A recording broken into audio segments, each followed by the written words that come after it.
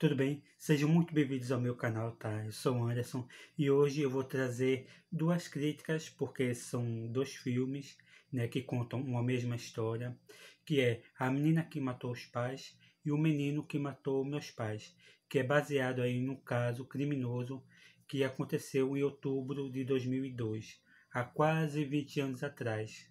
O caso da família von Richthofen. Antes eu gostaria de agradecer aí você pela sua atenção e te convidar para se inscrever aí no meu canal. Bom, eu vou começar pelo filme A Menina que Matou os Pais, porque foi o primeiro que eu vi, né? E esse filme eu acho ele bem melhor que o outro, né? O Menino que Matou Meus Pais, eu achei ele bem mais maduro, né? E achei ele assim melhor na desenvoltura. E talvez você, espectador, se não assistiu, né, ou se vai assistir ainda, talvez você concorde comigo.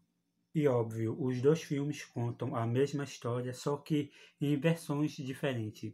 Nessa, A Menina que Matou os Pais conta a versão de Daniel Cravinhos, que esteve envolvido aí no crime, né? Ele foi quem matou o pai da Susana von Richthofen, né, no caso. Então ele conta a sua versão dos fatos, enquanto O Menino que Matou os Meus Pais conta a versão da Susana von Richthofen. E nos dois filmes, o Daniel e a Suzanne, eles estão em um tribunal. E na verdade, o juiz é o espectador. E os dois narram praticamente a mesma história, só que aí em perspectivas diferentes. E os dois filmes têm praticamente aí a mesma cena, né? E eles permitem que o espectador ele julgue, né? Tire suas próprias conclusões de quem está certo e de quem está errado nessa história. E o filme ele não busca procurar inocente, procurar culpado, né? Na verdade, todos são culpados.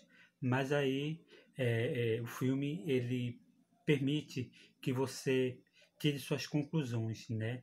Quando você vai pesquisar o caso, né, na internet, né, você acaba vendo quem está certo ou quem está errado, né? E o filme ele permite que o espectador ele tire essas conclusões, né? Até porque os dois filmes no caso, eles são baseados nos depoimentos reais que aconteceram no tribunal em 2006. E em A Menina que Matou os Pais, nós vemos o Daniel no banco dos réus.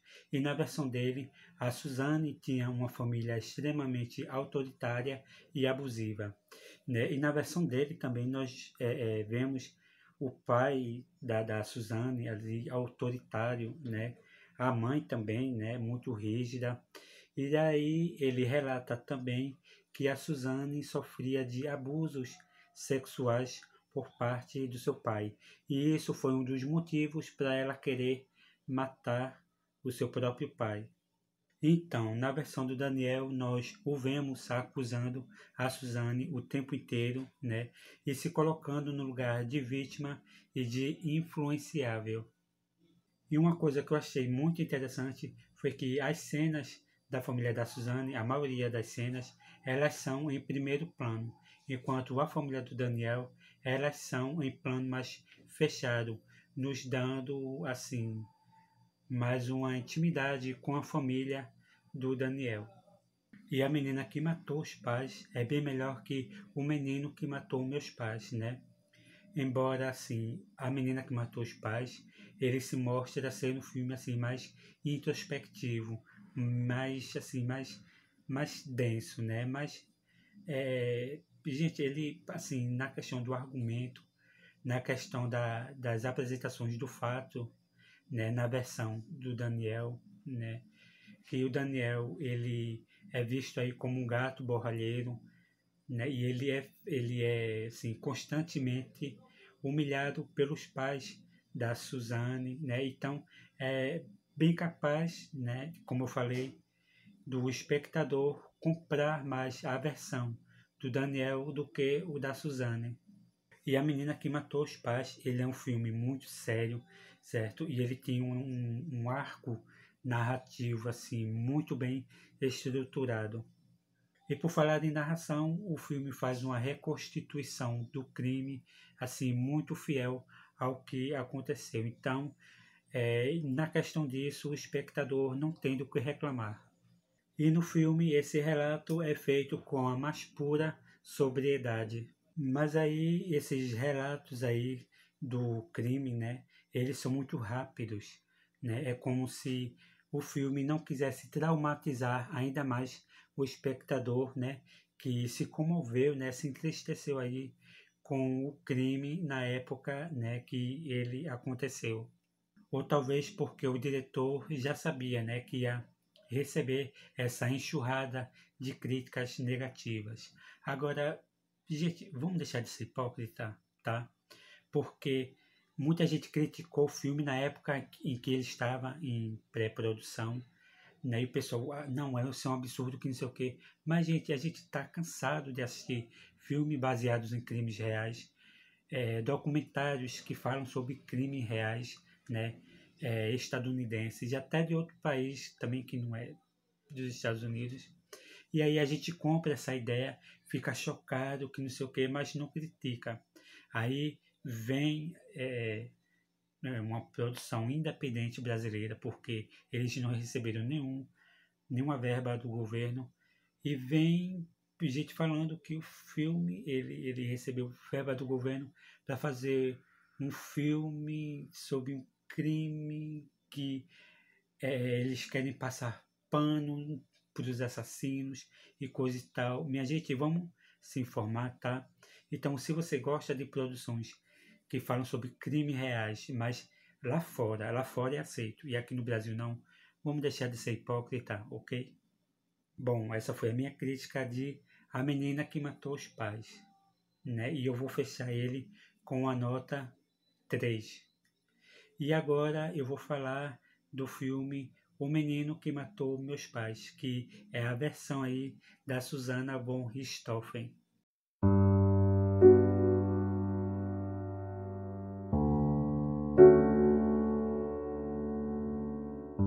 E agora vamos para o outro filme, O Menino que Matou Meus Pais. Bom, quando eu soube que quem ia dirigir os filmes seria o Maurício Essa, eu comecei a ficar preocupado. Isso porque, assim, eu não curto os trabalhos dele como cineasta, né?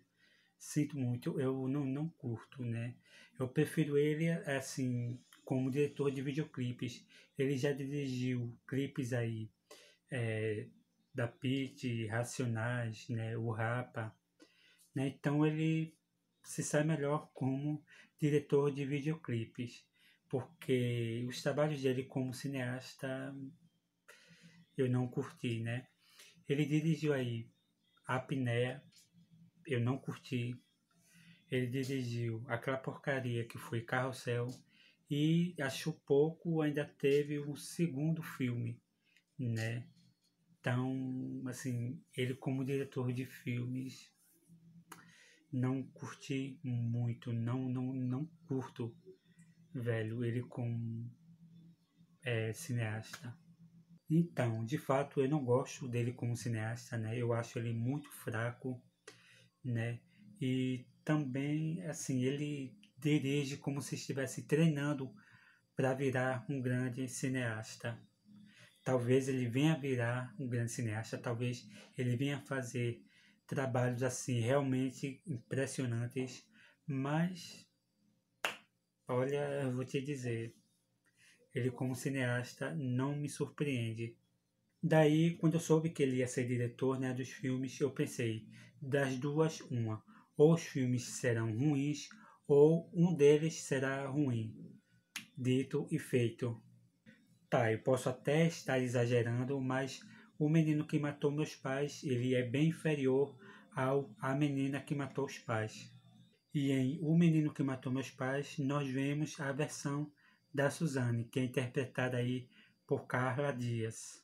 E a Carla Dias, ela tá perfeita aí no papel, né? Ela dá a dimensão exata que as duas Suzanes exigem, né? No caso, a Suzane na versão do Daniel e na própria Suzane, né?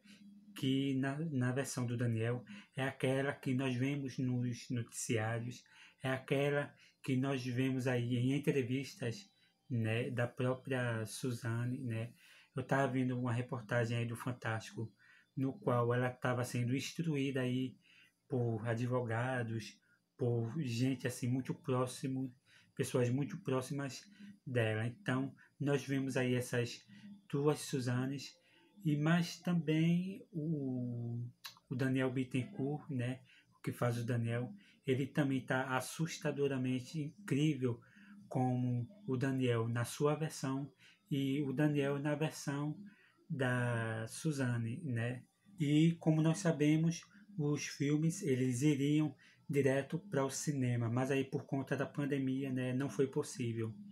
Algo que eu achei assim bastante pertinente, porque talvez isso não funcionaria, tá? As pessoas indo assistir uma versão depois de assistir outra, né? Então, assim, eu achei bacana, né, o Amazon Prime ter comprado aí, né, o filme, né, para que a gente pudesse ver as duas versões.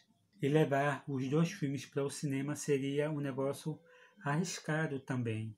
E para quem acompanhou o caso na época, né, ou para quem pesquisou o caso, né, sabe que o filme deixou muitas lacunas, como por exemplo a cena em que a polícia chega na mansão dos von Richthofen e eles entram, né, eles começam também a fazer perguntas aí ao casal, ao Daniel e a Suzane, e então a polícia pergunta onde vocês estavam na hora do crime. Daí então o Daniel ele puxa um comprovante, né, e diz que eles estavam no motel. Algo que é muito estranho, né? Você ir para um motel e pedir um comprovante. E outra cena que ficou de fora também, que eu achei que deveria ser filmada, é a cena em que a polícia, né, depois da morte, né, depois o que de uns 2 dias depois da morte dos pais, a polícia vai até a casa dos von Richthofen e é recebido pela Susana, né? A Susana está com um cigarro na mão, então a polícia vê que eles estavam, o Daniel, a Suzane e o Andreas, né? Que é o irmão da Susana.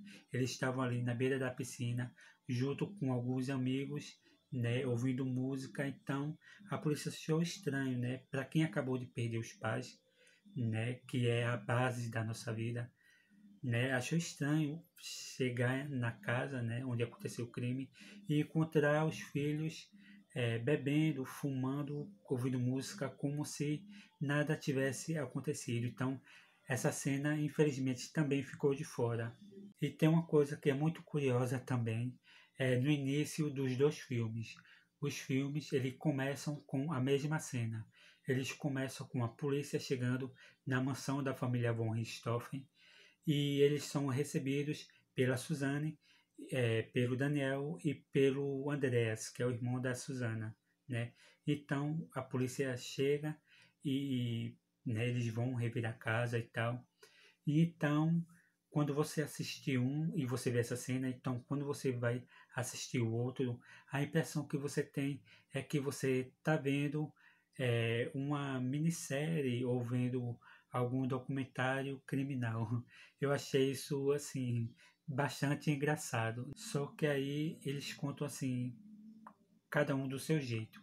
A Suzane conta do seu jeito, uma versão, o Daniel também, e assim, são cenas bastante parecidas, né? Então, você vê nas cenas da Suzane, eu reparei que ela usa, no depoimento dela, ela usa umas roupas mais claras, né? Já o Daniel, tons mais escuros, né? A família também, como eu falei, da Suzane, ela tá mais em plano mais fechado, como eu estou aqui agora, né? Já a versão do Daniel não, a versão do Daniel ele está com roupas mais claras, né? Algumas roupas. A família dele também está em planos fechados, enquanto a família da Suzane tá em primeiro plano, como eu falei, né? Em planos mais abertos. Então, quando você assistir O Menino que Matou Meus Pais, você vai ver que ele é um filme assim desnecessário se ele não tivesse assim a primeira versão, se o filme ele contasse a versão dos fatos como eles realmente aconteceram. Então, se você olhar o filme por esse aspecto, né, você vai ver que esse filme, O Menino que Matou Meus Pais, ele assim não precisava ser feito, mas tá ali, né, gente? Vamos assistir, não querendo dizer que a versão do Daniel seja verdadeira, ou seja mais esclarecida, ou que ele seja inocente. Não. É que, tirando a versão do Daniel, né, dele dando aí o seu depoimento, né, nós vemos o filme assim, com a clareza que os telejornais nos mostraram, né, as entrevistas da Suzane também. E como eu falei, os filmes eles não tiveram nenhuma verba aí do governo, né? Eles são filmes independentes, né? E os envolvidos no crime, né? O Daniel e a Suzane e o irmão do Daniel, eles não receberam nada para fazer esses dois filmes. Então você pode assistir os filmes sem culpa na consciência. Se você acha que vai ver filmes aí para passar pano, né, nos assassinos. Não, não, não. Bom, gente, muito obrigado por ter conferido esse vídeo, tá? Beijão para vocês. Continuem se cuidando e até a próxima. Tchau, tchau.